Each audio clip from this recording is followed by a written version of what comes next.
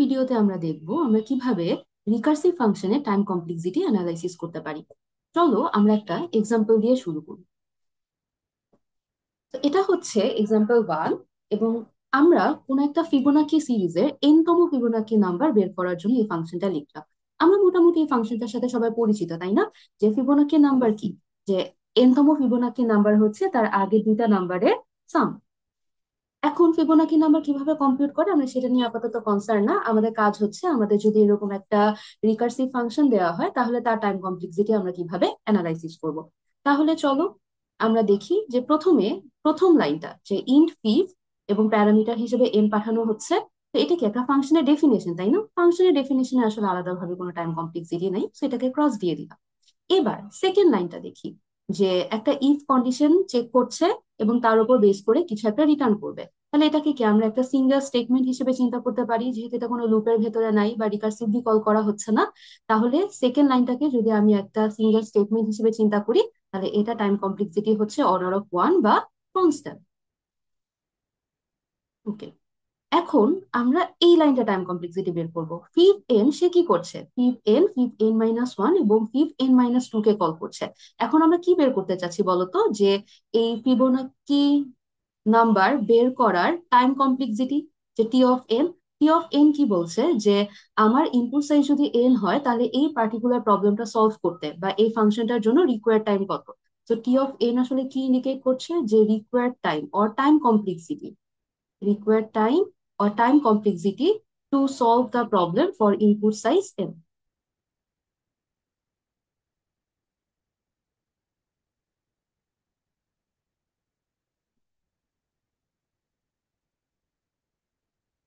তার মানে টি of N সাইজের একটা প্রবলেম, যে এন সাইজের একটা প্রবলেমকে সলভ করার জন্য যদি আমার টি অফ এন সময় লাগে, তাহলে সেম প্রবলেমটার জন্য যদি ইনপুট সাইজ n-1 হয়, যে আমার ইনপুট সাইজ n-1 হয়, তাহলে রিকোয়ার্ড টাইম কত হবে, টি অফ n-2।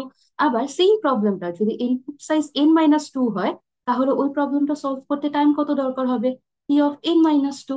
তাহলে আমরা যে এই যে ফিবোনাকি সিরিজের রিকার্সিভ ফাংশনের টাইম কমপ্লেক্সিটি বের করতে চাচ্ছি, আমরা ধরে নিলাম ফিভ এন, এটার জন্য টাইম কমপ্লেক্সিটি হচ্ছে টি অফ এন। তাহলে সেম প্রবলেমটা ইনপুট সাইজ যদি n-1 হয়, তাহলে ফিভ এন-1 কে আলাদাভাবে সলভ করে নিয়ে আসতে রিকোয়ার্ড টাইম কত হবে, টি অফ এন-1। আবার ফিভ এন-2 এটাকে আলাদাভাবে সলভ করে নিয়ে আসতে রিকোয়ার্ড টাইম কত হবে, টি অফ এন-2। তাহলে আমরা আলাদা আলাদা ভাবে ফিভ এন-1 এবং n-2 কে বের করে নিয়ে আসলাম। তাহলে ফিভ এন-1 কে একটা ভ্যালু রিটার্ন করবে এক্স, আবার ফিভ এন-2 কে একটা ভ্যালু রিটার্ন করবে, আমরা ধরে নিলাম সেটা ওয়াই। তারপরে কি করবে বলতো, এই এক্স প্লাস ওয়াই, তারপরে কাজ কি হবে বলতো, এক্স প্লাস ওয়াই এই ভ্যালুটা রিটার্ন করা। তাহলে এক্স প্লাস ওয়াই এটা কম্পিউট করতে আমাদের কতটুকু সময় লাগবে, এটা কি একটা সিম্বল অ্যাডিশন স্টেটমেন্ট, তাহলে এটার জন্য রিকোয়ার্ড টাইম কত হবে, কনস্ট্যান্ট। তাহলে এই লাইনটার টোটাল টাইম কমপ্লেক্সিটি কত, ফিভ এন-1 কে আলাদাভাবে সলভ করে আনার জন্য টি অফ এন-2, ফিভ এন-2 কে আলাদাভাবে সলভ করে আনার জন্য টি অফ এন-2, তারপরে এরা যে ভ্যালুগুলো রিটার্ন করবে সেগুলো সাম করার জন্য আমাদের রিকোয়ার্ড টাইম হচ্ছে কনস্ট্যান্ট। তাহলে টোটাল টাইম কি হবে, এই তিনটার সাম। তাহলে এই লাইনটার টাইম কমপ্লেক্সিটি কত, T of এন-1 plus T of এন-2 plus order of one. তাহলে আমরা টোটাল টাইম কমপ্লেক্সিটিকে কিভাবে রিপ্রেজেন্ট করতে পারবো, টি অফ এন এই দুইটা লাইনের টাইম কমপ্লেক্সিটির সাম।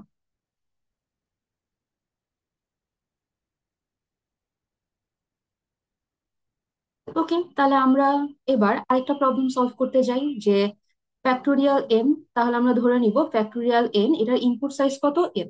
তাহলে এন তম ফ্যাক্টোরিয়াল নাম্বার বের করার জন্য যে রিকার্সিভ ফাংশনটা লিখলাম তার টাইম কমপ্লেক্সিটি ধরে নিলাম এন, টি অফ এন। এখানে এন কি আসলে ইনপুট সাইজকে ইন্ডিকেট করে। তাহলে প্রথম লাইনটা এটা ফাংশনের ডেফিনেশন, এটা আলাদাভাবে কোনো টাইম কমপ্লেক্সিটি নেই।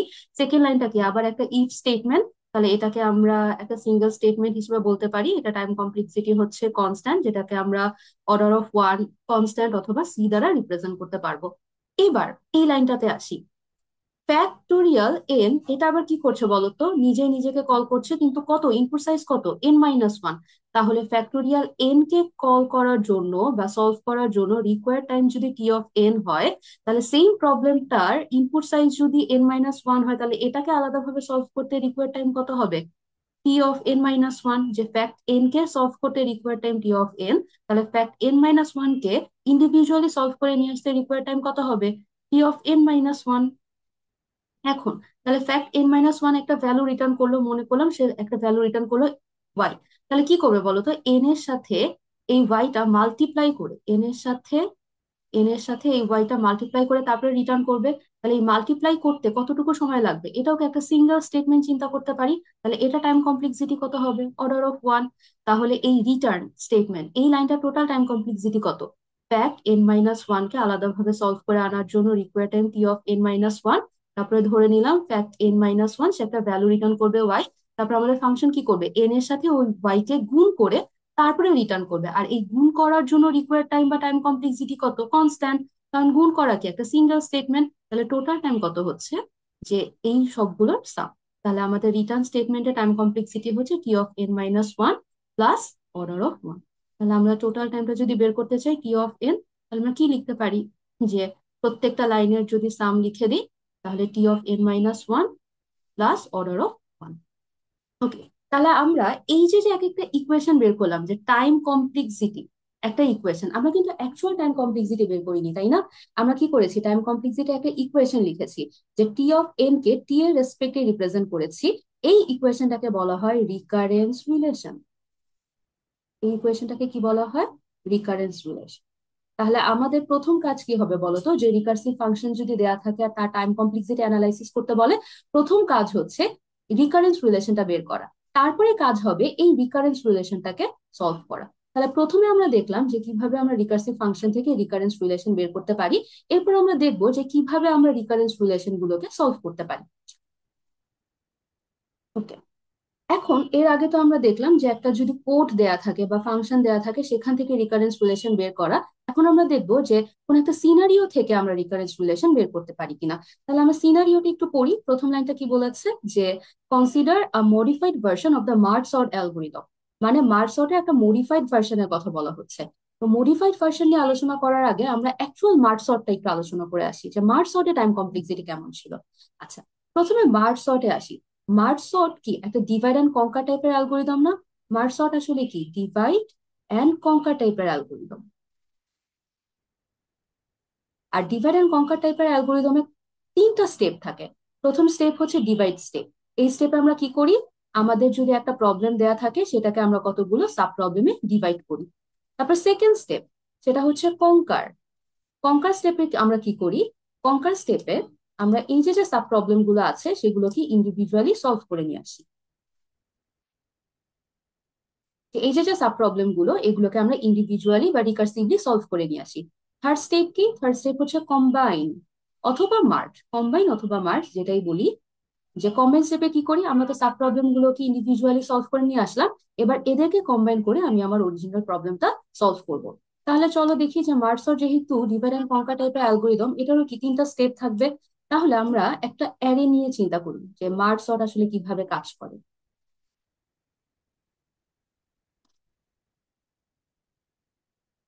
ওকে, ধরলাম এরকম একটা অ্যারে আছে।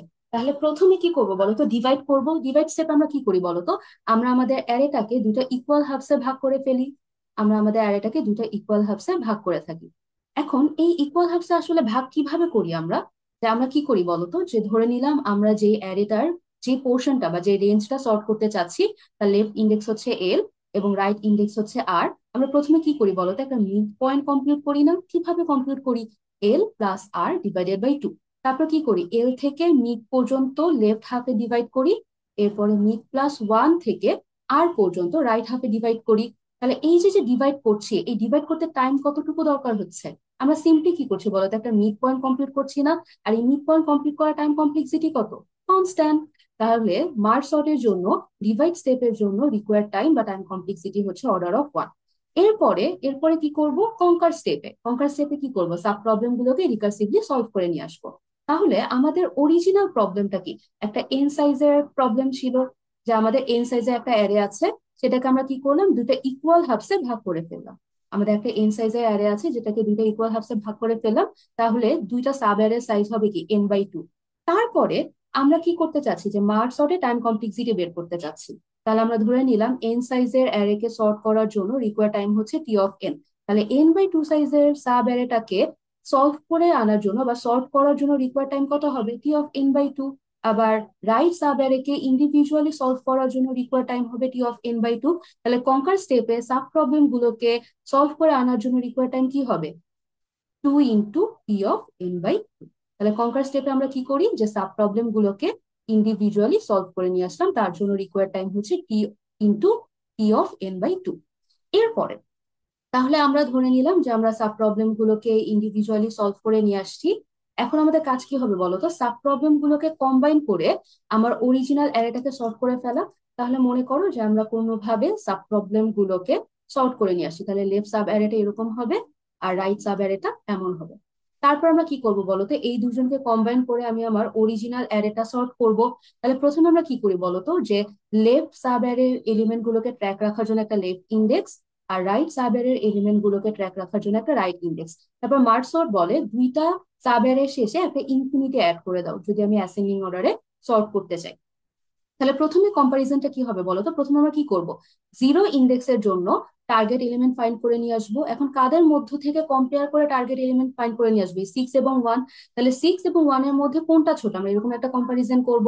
তাহলে 6 এবং 1 এর মধ্যে 1 ছোট, তাহলে এই পজিশনে কে চলে আসবে, 1 চলে আসবে। তাহলে রাইট সাবএরে থেকে যেহেতু ভ্যালুটা চলে আসছে, তাহলে এখন পয়েন্টার কি, সামনে প্রসিড করবে রাইট পয়েন্টারটা বা রাইট ইন্ডেক্স। এরপরে কম্পারিজন কার কার মধ্যে হবে, এই যে লেফট কাকে পয়েন্ট করে আছে 6 আর রাইট হচ্ছে 13। তাহলে 6 এবং 13 এর মধ্যে একটা কম্পারিজন হবে। তাহলে 6 এবং 13 এর মধ্যে ছোট কে 6, তাহলে এবার এই পজিশনে কে চলে আসবে, 6 চলে আসবে। তাহলে আমি যেহেতু লেফট সাবঅ্যারে থেকে এলিমেন্ট নিলাম, তাহলে লেফট ইন্ডেক্স প্রসিড করলো। এবার কম্পারিজনটা হবে 8 এবং 13 এর মধ্যে। তাহলে 8 এবং 13 এর মধ্যে 8 ছোট, তাহলে আমরা 8 চুজ করলাম। তারপরে কি হবে, রাইট ইন্ডেক্সটা এবার ইনফিনিটিকে পয়েন্ট করবে। এবার কাদের মধ্যে কম্পারিজন হবে, ইনফিনিটি এবং 13 এর মধ্যে। তাহলে ইনফিনিটি 13 এর মধ্যে 13 যেহেতু ছোট, তাহলে কি 13 চলে আসবে। তাহলে বলতো এই যে সাব প্রবলেম দুইটা বা সাব অ্যারে দুইটাকে কম্বাইন করে আমার অরিজিনাল অ্যারেটাকে সলভ করার জন্য কয়টা কম্পারিজন দরকার হলো, 4টা। এখানে 4 আসলে কি বলতো, number of elements in the array না। তার মানে এন সাইজের একটা অ্যারেকে মার্জ সর্ট দিয়ে সাব প্রবলেম গুলোকে কম্বাইন করার ক্ষেত্রে আমার কতগুলো কম্পারিজন দরকার হচ্ছে, এন সংখ্যক। তাহলে কম্বাইন স্টেপে টাইম কমপ্লেক্সিটি কত হবে, অর্ডার অফ এন। তাহলে কি আমরা 3টা স্টেপে আলাদা আলাদা ভাবে টাইম কমপ্লেক্সিটি বের করেছি। তাহলে এখন আমরা কি করব, মার্জ সর্টের জন্য আমরা রিকারেন্স রিলেশনটা বের করে ফেলবো। তাহলে মার্জ সর্টের জন্য যদি রিকারেন্স রিলেশনটা বের করি, রিকারেন্স রিলেশন, প্রথমে আমরা টাইম কমপ্লেক্সিটির রিকারেন্স রিলেশনটা বের করব। তাহলে আমরা মার্জ সর্টের জন্য কি লিখতে পারি, টি অফ এন কি, এই যে যে 3টা স্টেপে আলাদা আলাদা ভাবে টাইম কমপ্লেক্সিটি বের করলাম, এই 3টার সাম।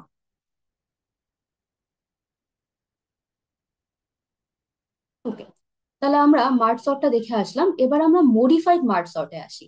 যে মডিফাইড মার্জ সর্টে কি বলছে, আমরা প্রশ্নটা বা সিনারিওটা আগে পড়ে নিই। যে if the array size is less than or equal to then it sorts the array at constant time. যে অ্যারে সাইজ যদি less than or equal to হয়, তাহলে কনস্ট্যান্ট টাইমেই অ্যারেটাকে সলভ করে ফেলতে পারবে। আদারওয়াইজ না হলে কি করে, it divides the array of size n into 3 sub problem, 3টা সাব প্রবলেমে ডিভাইড করে, and each with a size of n/3। 3টা সাব প্রবলেমে ডিভাইড করে আর প্রত্যেকটা সাইজ হচ্ছে n/3। This division takes order of n square. এই যে যে ডিভাইড করলো 3টা সাব প্রবলেমে, এই ডিভিশন করতে কতটুকু টাইম দরকার, order of n square. Then the algorithm sorts the subarrays recursively and then merges their solution in order of n log n. Merge করতে, সাব প্রবলেম গুলোকে রিকার্সিভলি সলভ করার পরে সেগুলোকে মার্জ করার জন্য রিকোয়ার টাইম হচ্ছে order of N log N. এখন আমাদের কি করতে বলেছে, রিকারেন্স রিলেশন বের করতে বলেছে। তাহলে আমরা কি করবো বলতো, যে এটা যেহেতু মডিফাইড মার্জ সর্ট, তাহলে সেম ভাবে আমরা এটার জন্য টাইম কমপ্লেক্সিটি অ্যানালাইসিস করব। মডিফাইড মার্জ সর্টের জন্য এটা একটা ডিভাইড এন্ড কনকার টাইপেরই অ্যালগোরিদম হবে। কারণ কি, এই যে সাব অ্যারেতে ডিভাইড করছে, সেগুলোকে রিকার্সিভলি সলভ করে সাব প্রবলেম গুলোকে কম্বাইন করছে। তাহলে প্রথমে আসি, এই মডিফাইড মার্জ সর্টের জন্য ডিভাইড স্টেপে টাইম কমপ্লেক্সিটি কত, এই যে এখানে কি বলেছে, this division takes order of n square. তারপরে হচ্ছে কনকার স্টেপ। তাহলে কনকার স্টেপে কি করছে, যে আমার যদি একটা এন সাইজের সাব প্রবলেম থাকে, এটাকে কি করছে, 3টা সাব প্রবলেমে ভাগ করছে। আর প্রত্যেকটা সাব প্রবলেমের সাইজ প্রশ্নে কত দেয়া আছে, এই যে 3টা সাব প্রবলেম, এবং প্রত্যেকটা সাব প্রবলেমের সাইজ হচ্ছে n/3। তাহলে আমরা কি করতে চাচ্ছি, যে আমরা তাহলে সাব প্রবলেম গুলোকে ইন্ডিভিজুয়ালি সলভ করতে রিকোয়ার টাইম কত সেটা বের করতে চাই। তাহলে আমার যদি এন সাইজের একটা অ্যারে হয়, সেটাকে সলভ করার জন্য বা সলভ করার জন্য require time T of n, তাহলে n/3 সাইজের সাব অ্যারেকে সলভ করতে রিকোয়ার টাইম কত হবে? t(n/3)। তাহলে তিনটা t(n/3)। তাহলে কঙ্কার স্টেপে তিনটা সাব প্রবলেমকে ইন্ডিভিজুয়ালি সলভ করে নিয়ে আসতে টোটাল টাইম কত? 3 × t(n/3)। তারপরে আমরা এরপরের স্টেপে আসি, যে লাস্ট স্টেপটা হচ্ছে কম্বাইন স্টেপ বা মার্জ স্টেপ, যে সাব প্রবলেম গুলোকে ইন্ডিভিজুয়ালি সলভ করে আনার পরে এদেরকে মার্জ করতে কতটুকু সময় লাগে, এই যে প্রশ্নে বলা আছে, then merges their solution in order of n log n। তাহলে মার্জ বা কম্বাইন স্টেপের জন্য টাইম কমপ্লেক্সিটি কত দেয়া? Order of n log n। তাহলে এটা হচ্ছে আমাদের মডিফাইড মার্জ সর্টের জন্য প্রত্যেকটা স্টেপের জন্য আমরা আলাদা আলাদা ভাবে টাইম কমপ্লেক্সিটি বের করলাম। এখন আমাদের কাজ কি বলতো? রিকারেন্স রিলেশন বের করা। Recurrence relation. রিকারেন্স রিলেশন বের করতে গিয়ে দেখো, ওই যে আমরা সেকেন্ড পয়েন্টে দেখেছিলাম যে আরএসআই যদি less than or equal to হয়, তাহলে কি কনস্ট্যান্ট টাইমে সর্ট করে ফেলতে পারবে, আর না হলে আদারওয়াইজ কি এরকম ডিভিশন করে আহ তিনটা স্টেপের মাধ্যমে প্রবলেমটা সলভ করবে। তাহলে এটাকে কি আমরা পিসওয়াইজ ফাংশন হিসেবে চিন্তা করতে পারি না? তাহলে আমরা রিকারেন্স রিলেশনটাকে কিভাবে ডিফাইন করতে পারি? t(n)। তাহলে প্রশ্ন কি বলেছে, যদি আমার ইনপুট সাইজ বা নাম্বার অফ এলিমেন্টস বা আরএসআই যদি less than or equal to হয়, তাহলে আমরা কি কনস্ট্যান্ট টাইমে প্রবলেমটা সলভ করে ফেলতে পারি। আর আদারওয়াইজ, আর যদি n greater than 2 হয়, তাহলে কি এই তিনটা স্টেপের সাম করতে হবে। তাহলে কি হবে? 3 × t(n/3) plus order of n² plus order of n log n। ঠিক আছে, তাহলে আমরা এভাবে কি সিনারিও থেকে রিকারেন্স রিলেশন বের করতে পারবো। আচ্ছা, এতক্ষণ ধরে আমরা কি করলাম বলতো, যে রিকার্শন, একটা রিকার্সিভ ফাংশন দেয়া থাকলে বা একটা সিনারিও দেয়া থাকলে সেখান থেকে কিভাবে রিকারেন্স রিলেশন বের করতে পারি, আমরা কিন্তু এখনো অ্যাকচুয়াল টাইম কমপ্লেক্সিটি ফাইন্ড করিনি। তাহলে এখন আমাদের কাজ হবে এই রিকারেন্স রিলেশন গুলোকে কিভাবে সলভ করে আমি অ্যাকচুয়াল টাইম কমপ্লেক্সিটি বের করতে পারি। তো এর জন্য এখন আমাদের নেক্সট টপিক হচ্ছে সলভিং দ্য রিকারেন্স ইকুয়েশন বা রিকারেন্স রিলেশন। সো অনেকগুলো অ্যাপ্রোচ আছে যে কিভাবে আমরা রিকারেন্স রিলেশন গুলোকে সলভ করতে পারি। মাস্টার থিওরাম আছে, রিকারশন ট্রি আছে, সাবস্টিটিউট মেথড আছে। তবে এই কোর্সের জন্য আমরা প্রথম দুইটা দেখবো, যে মাস্টার থিওরাম এবং রিকারশন ট্রি। তাহলে প্রথমে চলো আমরা দেখি যে মাস্টার থিওরাম দিয়ে কিভাবে আমরা রিকারেন্স রিলেশন সলভ করতে পারি। তো এই হচ্ছে আমাদের মাস্টার থিওরাম। তো মাস্টার থিওরাম দিয়ে কোনো একটা প্রবলেম সলভ করার আগে আমাকে জানতে হবে মাস্টার থিওরামের বেস ইকুয়েশনটা কি। এই যে কোন একটা ইকুয়েশন যদি এইরকম টাইপের হয়, তাহলে আমরা সেই ইকুয়েশনটাকে মাস্টার থিওরাম দিয়ে সলভ করতে পারবো। তাহলে প্রথমে আসি, যে ইকুয়েশনটাকে এখানে এ বলতে কি বোঝানো হচ্ছে। এ হচ্ছে আমি আমার কতগুলো সাব প্রবলেমে ভাগ করছি, বা number of sub problem, original প্রবলেমটাকে কতগুলো সাব প্রবলেমে ডিভাইড করছি। n/b কি? প্রত্যেকটা সাব প্রবলেমের সাইজ। মাস্টার থিওরাম শুধুমাত্র কিন্তু ডিভাইড এন্ড কনকার টাইপের অ্যালগোরিদম থেকে আমরা যে রিকারেন্স রিলেশন গুলো পাবো সেটা সলভ করার জন্য কিন্তু আমরা আসলে ইউজ করতে পারবো। তাহলে আমাদের কোনো একটা ইকুয়েশন দেয়া থাকলে আমাদের প্রথম কাজ হবে মাস্টার থিওরামের বেস ইকুয়েশনের সাথে অ্যালাইন করে a b k t এই চারটা ভ্যালু বের করা। তারপরে তার উপর বেস করে এই তিনটা রুলের মধ্যে যে কোনো একটা রুল অ্যাপ্লাই করা। যে a greater than b⁴ হলে আমরা এই রুলটা অ্যাপ্লাই করব, a=b⁴ হলে আবার তিনটা সাব রুল আছে, আবার a< b⁴ হলে দুইটা সাব রুল আছে। তাহলে চলো যে আমরা একটা পার্টিকুলার প্রবলেম মাস্টার থিওরাম দিয়ে সলভ করি। তাহলে আমরা মার্জ সর্টের টাইম কমপ্লেক্সিটি বের করেছিলাম, তাই না? সেটাই চলো আমরা মাস্টার থিওরাম দিয়ে সলভ করে আসি। মার্জ সর্ট, তার জন্য রিকারেন্স রিলেশনটা কেমন ছিল?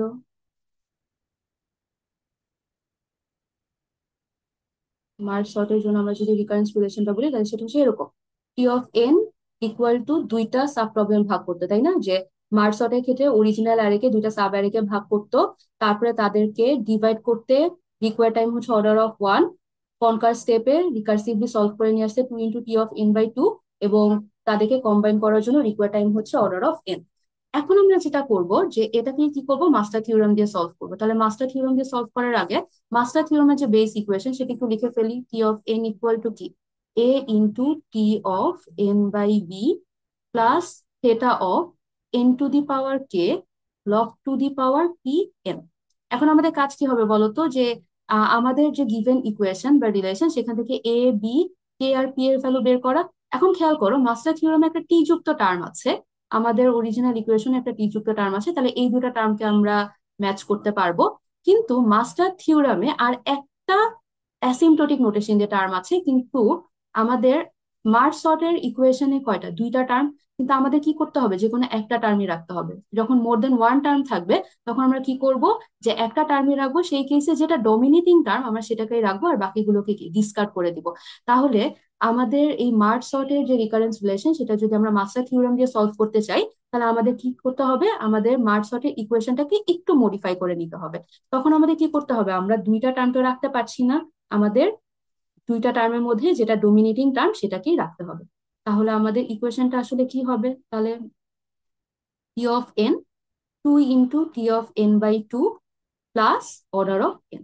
তাহলে এখন আমাদের কাজ হচ্ছে কি কি করা, এ, বি, কে এবং পি এর ভ্যালু বের করা। তাহলে এখানে দেখো এর ভ্যালু কত হচ্ছে, 2। তারপরে এখানে n/2, n/b, তাহলে বি এর ভ্যালু কত হচ্ছে, 2। তারপরে কে, আসলে কে এর আইডেন্টিটি কি, এন এর পাওয়ার, আমাদের এখানে এন এর পাওয়ার কত, 1, তাহলে কে এর ভ্যালু 1।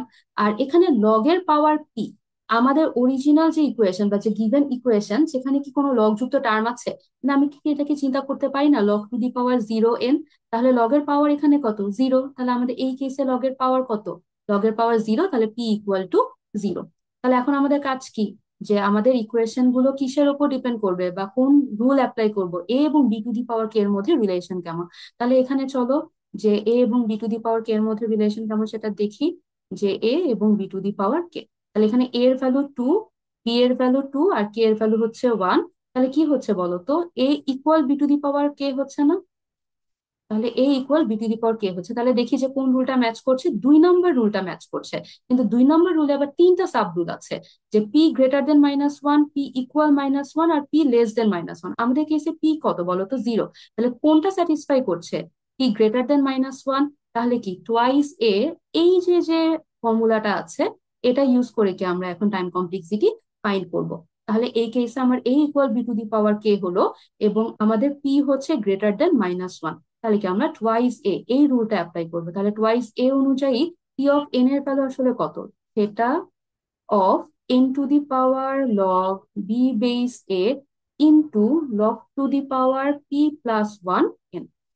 তাহলে চলো আমরা ভ্যালু গুলো বসিয়ে ফেলি, যে আমার বি এর ভ্যালু 2, এর ভ্যালু 2 আর পি এর ভ্যালু 0, তাহলে 0 + 1 হচ্ছে 1, log⁴ এখন খেয়াল করো, এই যে লগ এর বেস এবং আর্গুমেন্ট সেম, তাহলে এটা কত হয়ে যাবে, 1, তাহলে এন এর পাওয়ার হয়ে যাবে এখন 1 × 1 log⁴ তাহলে এটাকে আমরা ফাইনালি কি লিখতে পারি, এটা অফ এন লগ। তাহলে মাস্টার থিওরাম দিয়ে কোনো একটা প্রবলেম সলভ করার ক্ষেত্রে আমাদের কাজ কি বলতো, যে আগে ইকুয়েশনটাকে মাস্টার থিওরামের যে বেস ইকুয়েশন সেরকম ভাবে রিপ্রেজেন্ট করে নেওয়া, যে টি যুক্ত টার্ম ছাড়াও যদি মাল্টিপল টার্ম থাকে, তাহলে এগুলোর মধ্যে যেটা ডোমিনেটিং টার্ম বা সবচেয়ে বড় টার্ম সেটাকেই আমরা রাখবো আর বাকিগুলোকে ডিসকার্ড করে দিব। তারপর আমাদের কাজ কি হবে, যে মাস্টার থিওরামের বেস ইকুয়েশনের সাথে অ্যালাইন করে এ, বি, কে এবং পি এর ভ্যালু বের করা। তারপরে দেখবো এ এবং বি টু দি পাওয়ার কে এর মধ্যে রিলেশনশিপ কেমন, তার উপর বেস করে কি এই যে 1 2 3 এর মধ্যে রুল গুলো অ্যাপ্লাই করবো। তা আমাদের 2টা ম্যাচ করেছিল, 2তে গিয়ে আবার 3টা সাব রুলের মধ্যে টোয়াইস এ এর সাথে ম্যাচ করলো। তখন টোয়াইস এর যে ইকুয়েশনটা বা ফর্মুলাটা, সেটা দিয়ে আমরা কি করলাম, রিকারেন্স রিলেশনের জন্য আমরা এই ফর্মুলাটা ইউজ করে টাইম কমপ্লেক্সিটি বের করে ফেলাম। তাহলে মার্জ সর্টের জন্য টাইম কমপ্লেক্সিটি কত পেলাম, order of N log N. তাহলে স্লাইডে আরো সেম টাইপের কিছু প্রবলেম দেওয়া আছে, যেগুলো তোমরা কি প্র্যাকটিস করতে পারো।